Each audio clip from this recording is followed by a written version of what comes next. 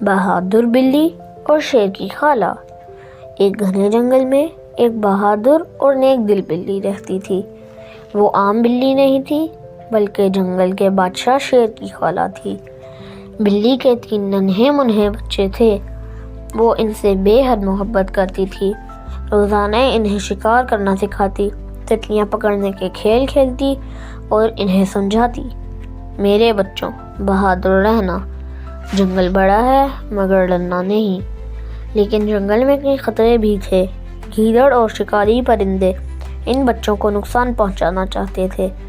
بلی اپنی پوری طاقت سے ان کا مقابلہ کرتی، کبھی پنجوں سے حملہ کرتی، کبھی ہراتی اور ہمیشہ اپنے بچوں کی ڈھال بن جاتی۔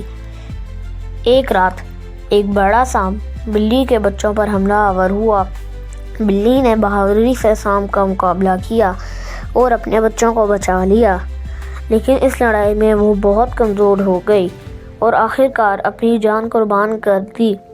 بلی کے بچے اکیلے رہ گئے۔ وہ خوف زدہ ہو کر رونے لگے۔